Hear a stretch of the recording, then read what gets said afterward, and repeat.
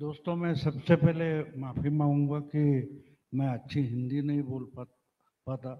कुछ शब्द इधर उधर हो जाए तो माफ कीजिए। जो विषय सामने रखा है, शायद उसकी जो डेफिनेशन है, व्याख्या है, वो आपकी अलग है और मेरी अलग है। मैं जहाँ पत्रकार बना 50-52 साल पहले, हमारे मराठी के बड़े संपादक, नाटककार, लेखक आचार्य अत्रे, उनका ये कहना था कि लोगों को जो भाषा समझती है, अगर उसमें बोल या लिख नहीं पाओगे, पत्रकार बनने का कोई फायदा नहीं। तो उनसे हमने प्रेरणा ली और पत्रकार बने। तो इसलिए मैं जो एस्टेब्लिश, मैं सुबह से देख रहा हूँ, सब चर्चाएं मैंने सुनी, तो मुझे बीच में उठकर बोलने को लगता था, लेकिन बोल नहीं पाया। जो कोई बोल रहा था, जिहाद जिहाद वार सब, तो एक मराठी फिल्म अभी अभी आने वाली है, उसका टाइटल है वेडात मराठे वीर दौड़ले सात। यानी पागल होकर वो 7 मराठे तो दौड़े, उन्होंने अटैक किया और मुस्लिम सेना की कत्लेआम की। थोड़े पागल बने। वेडात मराठे वीर दौड़ले, एक कविता है कुसुमाग्रज की, वो टाइटल उन्होंने लिया। लेकिन वो वेडात मराठे वीर दौड़ले सात, तो वो क्यों दौड़े थे? ऐसा क्या पागलपन का भूत उनके मन में सवार था? तो वो जिहाद का जवाब था। बात ये हुई थी, कोई हमला हुआ था, तो हम्बीरराव मोहिते करके सेनापति थे, तो उन्होंने तो मुस्लिम सेना को हराया था, लेकिन वो शरण आए तो माफ कर दिया। ये सुनकर शिवाजी महाराज बहुत गुस्से में आ गए, और छोड़ दिया का मतलब क्या है? वो वापस आ सकते, क्योंकि ये हमारे तरीके से लड़ने वाले नहीं है, ये दगाबाज है, उनको मारना ही फिनिशिंग होता है, तो जाओ। तो जिहाद का आंसर वो होता है जिसका जिक्र तक यहां नहीं हुआ, बस उनको फिनिश करो तो ही लड़ाई खत्म होती है। तो जिहाद कंटिन्यू होता है का मतलब क्या होता है, इसकी चर्चा नहीं हुई, उसका मुझे दुख हुआ, इसलिए मैंने वो पहले रेफर किया।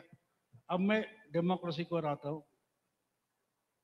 मेरी डेफिनेशन अलग है और थोड़ी आसानी हो इसलिए। 55 में एक फिल्म आई थी, आज का पंछी, उसमें एक गाना था, वो मुझे बहुत पसंद है। उसमें डेमोक्रेसी की डेफिनेशन है, तुम उठी रहो मैं मनाता रहूं,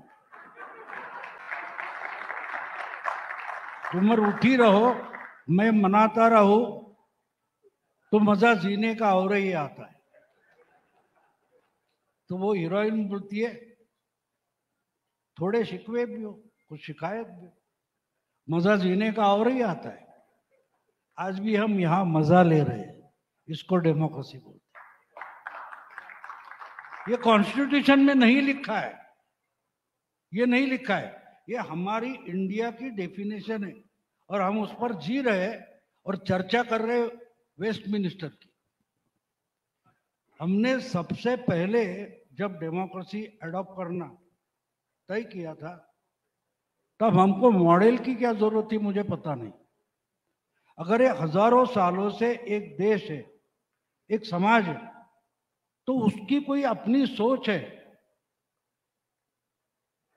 हम हर बात में बोलते हैं संविधान, बीच में कई चर्चा थी, तो चाइना वहां निकल गया, चाइना वहां निकल गया। मैंने बोला बुरी बात मत मानो भैया, लेकिन वहां अंबेडकर पैदा नहीं हुए, इसलिए चाइना वहां पहुंच गया।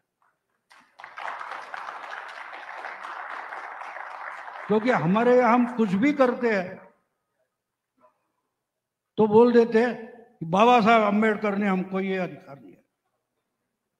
अरे कुछ भी करने का अधिकार दिया, आप कानून बनाओ, पार्लियामेंट में कानून पास होता है, किसान कानून पास हो गए, और हमने उसके खिलाफ हम बैठ गए, हम रास्ता रोकेंगे, हम ट्रैफिक रोकेंगे, लोगों का जीना हराम कर देंगे, ना सुप्रीम कोर्ट कुछ करेगी ना एडमिनिस्ट्रेशन कुछ करेगा। इसको डेमोक्रेसी बोलते हैं।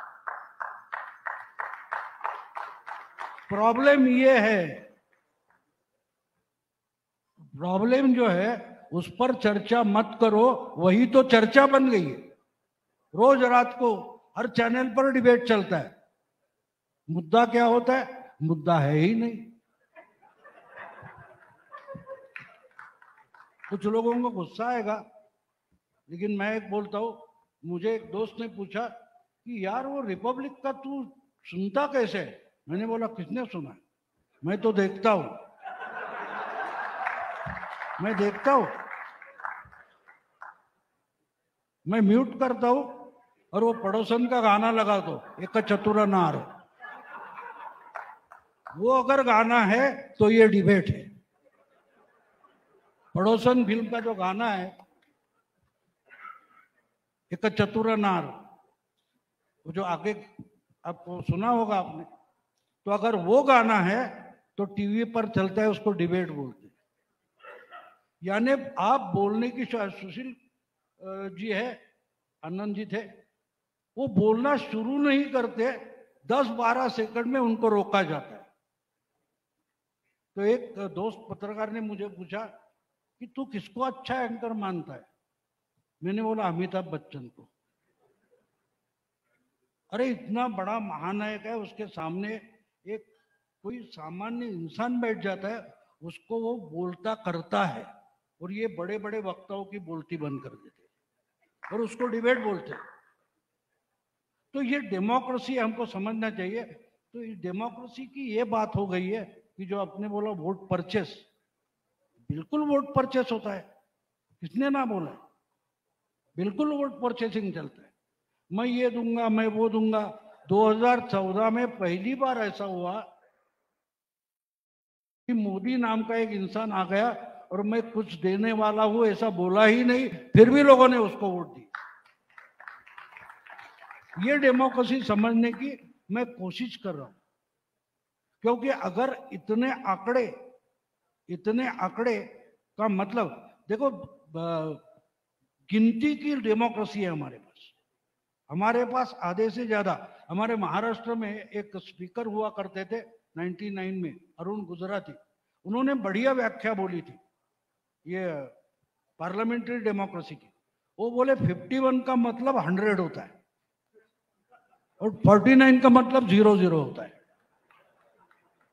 हम जो चिल्ला रहे हैं, कभी हम सोचते ये क्या मतलब है?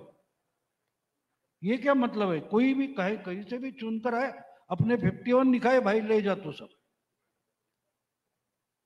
अगर हमारी डेमोक्रेसी है तो हमको हमारे तरीके की डेमोक्रेसी बनानी चाहिए। अगर नहीं बनाएंगे तो कुछ नहीं होगा। बाकी जो कश्मीर पर चल रहा था, उस पर भी एक कमेंट में मुझे करनी है कि हम जो कुछ बोल रहे हैं उसी मोल्ड से कानून निकाल रहे हैं। हमारे यहाँ महाराष्ट्र में गणपति का बहुत बड़ा फेस्टिवल होता है, तो इतनी मूर्तियां बनती है कि हर मूर्ति मिट्टी से नहीं बनाई जाती।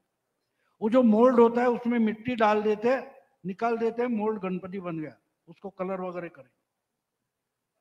ब्रिटिशों ने जिस ढंग के कानून बनाए, उसी मोल्ड से आज 70 साल के बाद भी हम कानून निकाल रहे हैं। बोलिए आप, हमारा अपना कोई मोल्ड है? नहीं, हमारा एक भी मोल्ड नहीं है। ये सब उनके पुराने मोल्ड है, उस पर से हम कानून निकालते जा रहे हैं। तो आपका और हमारा और इस जनता का और देश का सोचेगा कौन? और इसी रूल पर, इसी तर्ज पर, इस कसौटी पर अगर डेमोक्रेसी चल रही है तो उससे ज्यादा एक्सपेक्ट मत करो।